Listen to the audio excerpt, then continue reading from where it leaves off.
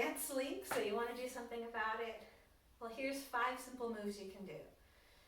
Now, a lot of times pain is tightness, so we automatically think that stretching is going to help. But especially with our SI joint, where actual over or hypermobility can cause it to be unstable, stabilization is really the key. And then strength, and then stretching. But you got to stabilize those muscles first.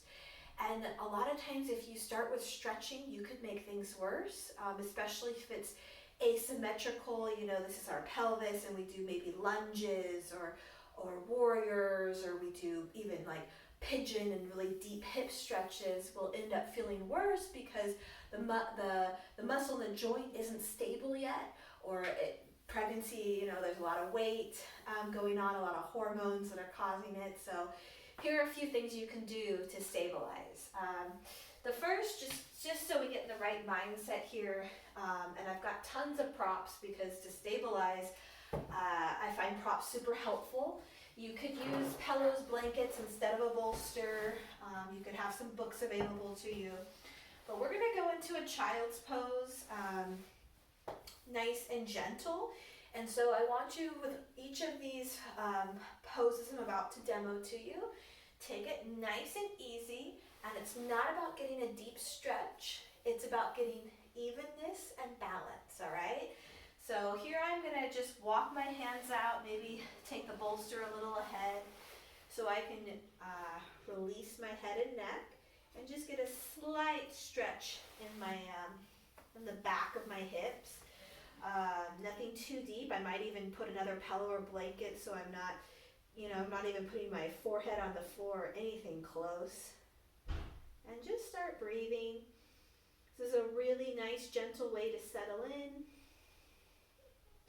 and prepare our minds and our bodies for the next couple of stabilization exercises we're going to do. So big breath in, big breath out. And then we'll ease on out of that. Okay, so we know we can't lie on our belly when we have a big baby in front, but there are moves we can do to get where our belly is towards the ground. And first you want to get a cushion or a pillow, something that'll lift your hips up. And then you'd like to get 2 blocks or 2 books that are about 3 or 4 inches high that you can put your hands on. And so I'm going to come now, place my thighs on this bolster or pillow. I'm going to bring my forearms down, and I'm really not trying to get a huge upper body stretch. I am trying to get my shoulders back, but this is probably the best way to stabilize that SI joint. And I'm continuing to breathe. My eyes are towards the ground so that I'm not cranking the neck. And I can even come a little lower. I could bring my head completely down and really just gently rock my body, get it a little longer. And this should feel pretty nice for that lower back as a way to stabilize and mobilize it in a nice neutral position. The backs of my toes are on the ground, backs of my feet. And I'm breathing as I'm letting the shoulders draw down my spine. This is a super good one, super gentle. I can hang out here for 3 or 4 breaths. And it's even okay to slide my thighs up a bit and maybe even come closer to the ground if I want. My belly grazing the ground is not a big deal because I'm not putting any weight on it. The weight is on my thighs and my forearms. Most important here is that joint that runs along the lower spine is stabilizing, especially if you got one side that has more pain than the other. You want to start from an even place. So this is a really great way to start that. Just take one more breath here. And then let's go ahead and walk the body up. Nicely done. And we'll move the bolster, the pillow out of the way.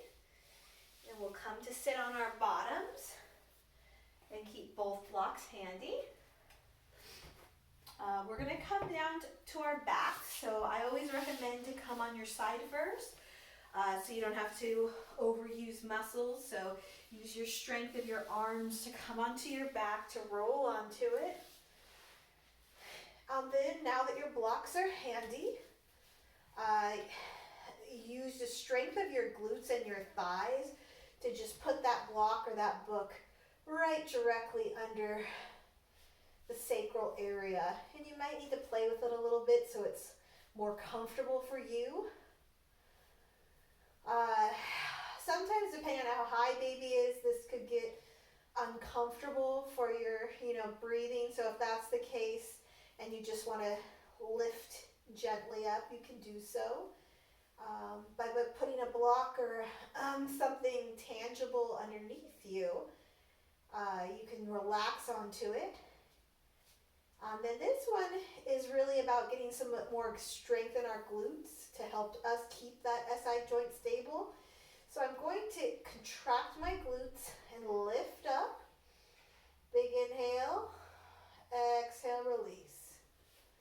So I'll try that maybe 2 or 3 times. And then if I'm finding the block is distracting, I move it out. And then one last time. Now, for some of us, it's we forget which muscles to work. So I recommend putting a block in between your thighs so that when you lift up, you have to squeeze those thighs together too. And that's going to keep everything stable for you. So let's try 2 more just like that. Nice. And last one. Beautiful. All right, let that come back down. Move the block out of the way. And the last little prop that we will grab today, which I wish I would have grabbed it before I laid down, is our strap. I'm going to grab a towel too, just to give me a little more of a cushion and put my body on a little bit of an incline, not too much, but just enough to feel good. So I'm going to come back down here. So if you're worried about, squishing anything or, that whole laying on your back, just giving yourself a little tilt, a little incline takes the risk away. But what we're going to do, this is going to be our only real stretch for this class, but I don't want you to think that you're trying to maximize the stretch, because this is about keeping our pelvis stable. So with both knees bent, soles of the feet on the floor, we're going to just pick one foot up, wrap it around that strap, and then bring it up. And ideally you want to start with the leg or the side that hurts the most, because what tends to happen here is you'll get a clue on which areas actually needs to be stretched. Because my right side is my actual side that I tend to have problems on based on a past injury. So I have to remind myself to really take my hip and bring it down so it's even with my other side. And when I do that, I get a pretty massive stretch in the back side of my hip here. And then I release my strap down so my shoulders aren't holding any pressure. I'm pushing through the sole of my foot onto the strap and continuing to just roll that hip down and keep that evenness. So you could stay here for quite a few breaths. And honestly, it's not about getting my toe to reach my nose. It's not my hamstring stretch I'm working on. It's my pelvic stability. And it's the ability to roll that hip down, because it tends to come up and be, cockeyed. So I want to roll it down and breathe. I actually picked this up in my physical therapy after I broke my pelvis when I was 19 and had to kind of relearn how to walk and everything. And I had pain for a few years. And this was one of the exercises that really allowed my body to remember what it's like to be in a stable position. Because especially if you're only having pain or more pain on one side, When you go to switch out your legs, so you can do that, just gently release and bring the opposite foot up. When you go to switch out, what you'll probably notice is it's a lot easier to keep this, the side that doesn't have as much pain, rolled down. And B, you don't feel the same stretch wherever you felt it on the other side. And that's why it's super important to do these stabilization exercises before you add any hip openers or other things that actually may agitate the pain that you're feeling. And so this one's like a really good one to just kind of give yourself a base on how balanced you are in your hip joints. So we'll hold this here for maybe a breath or two. Nice. And then just release. And place the strap to the side. And last but not least, if you have a chair nearby, a couch, something handy, we're going to do legs up the chair. You could do legs up the wall, but I find that especially if I'm having hip and back pain, that up the chair is just a really nice, gentle release, and it keeps my knees bent, it keeps the lower back widening, and I can release a little deeper into it. This is a super great pose for kind of setting yourself up for a really nice sleep, as it's kind of puts you into a more zen state. It calms your nervous system. And then you can also start to just kind of scan your body from head to toe and release any parts or tension that you're still holding on to. You're welcome to grab pillows or anything if you need to,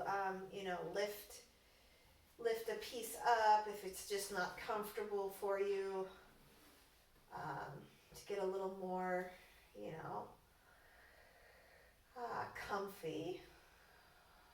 And then last but not least, take those hands to baby.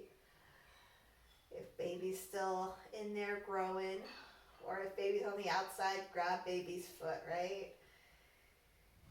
Or think about baby, either way, sending some positive thoughts and recognizing that the changes your body are going through are normal and something that but also something that you can work on improving so that your next weeks and even your next day and your next sleep are that much more pain-free.